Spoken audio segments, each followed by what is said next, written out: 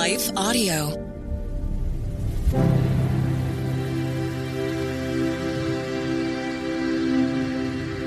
Hello. Thank you for listening to Your Daily Bible Verse, the podcast that examines one verse each day to learn more about God and His will for our lives. I'm your host, Kyle Norman. After a brief message from one of our sponsors, we will continue with today's verse.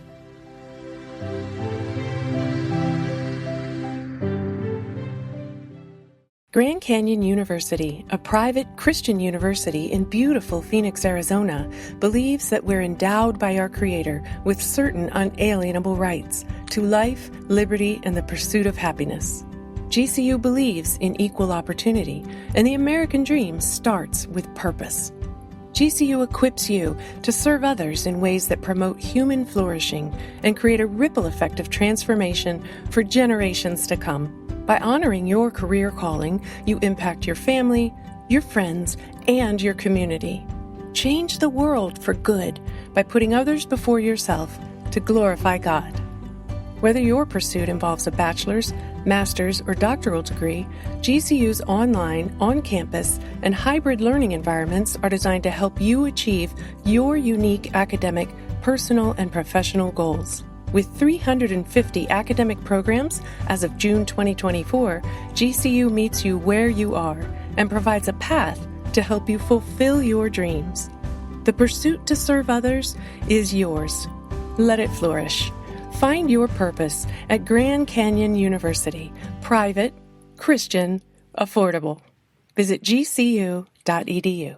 Health insurance can be a burden, especially when you're young and don't visit the doctor often. Why pay for services you rarely use when there's a more affordable option, like only paying for what you need? For example, maybe you want help for unexpected hospitalizations, accidents, or when a sickness hits you out of nowhere. These would otherwise leave you with medical bill debt, a lot of it, which is the last thing you need while building your career or starting your family. If worrying about the unknown leaves you uneasy, it's time to take control of your healthcare. Christian Healthcare Ministry, CHM, offers a budget-friendly, faith-based alternative to traditional insurance with programs starting under $100 per month. With CHM, you can enjoy affordable healthcare and peace of mind while focusing on what truly matters, whether that's growing your business or spending time with your family. Visit chministries.org/value to enroll today and experience a better way to handle healthcare costs. That's visit chministries.org/value.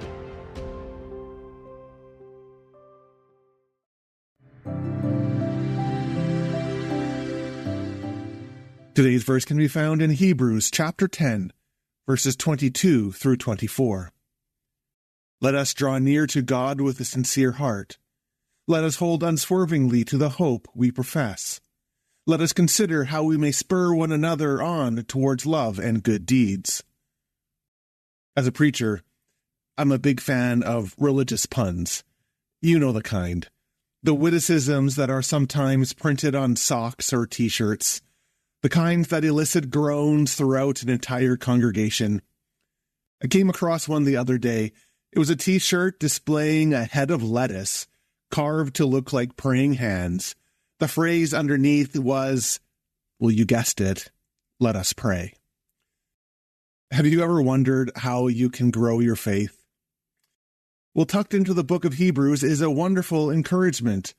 After speaking in length about Jesus' unique sacrifice, the writer of Hebrews lists 3 ways that we can respond to Jesus, 3 steps that we can take. And like a cleverly crafted pun, each step is introduced with the phrase, let us. The first is found in verse 22. Let us draw near to God with the true heart, in the full assurance of faith.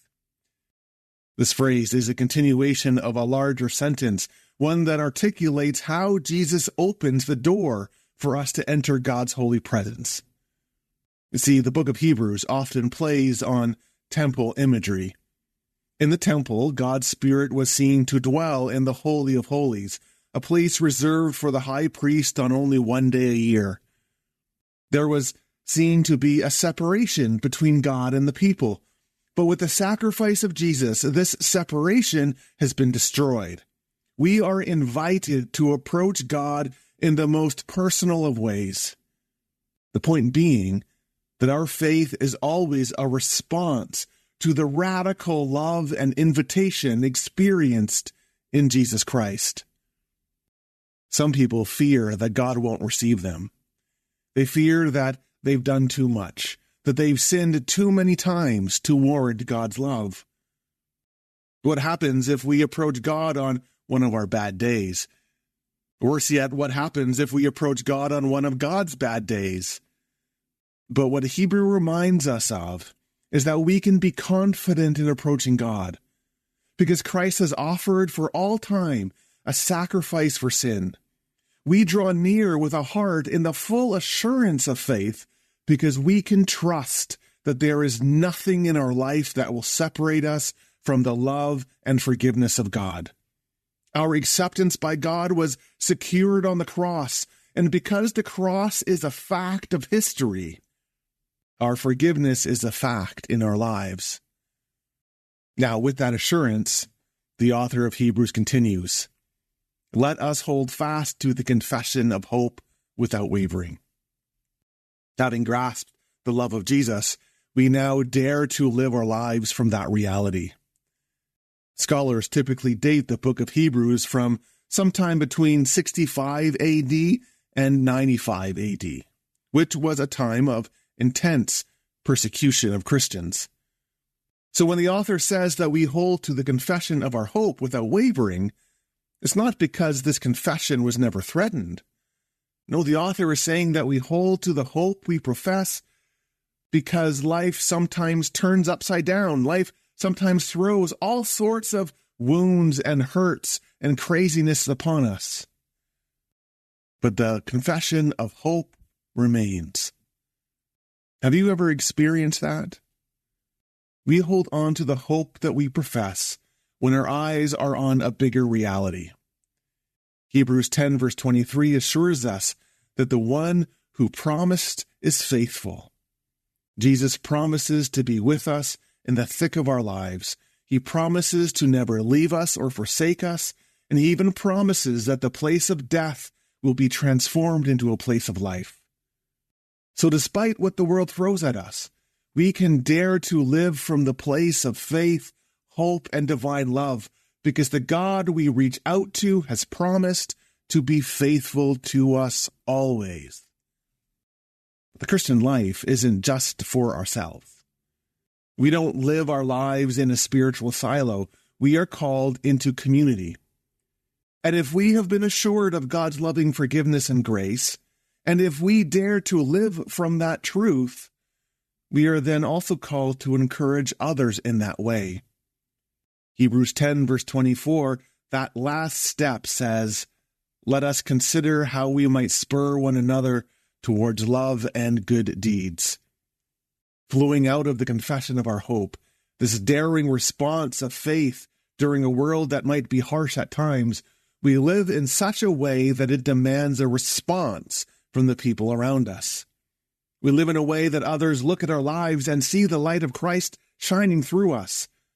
Provoking one another to love and good deeds, it's not about barking orders at people. It's about so living in tandem with the Spirit of God that people will be captivated by God's Spirit in us. So, if you're wanting to move forward in your faith, we'll then start with these 3 steps. Start with some let us. Do what Hebrews suggests. Let us draw near to God in confidence.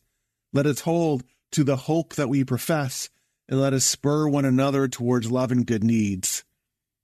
If we can do that, if we can walk these steps, we will experience the Lord in renewed ways, and our faith will grow, and we can be confident in that. Why? Because the one who promised to meet us is faithful.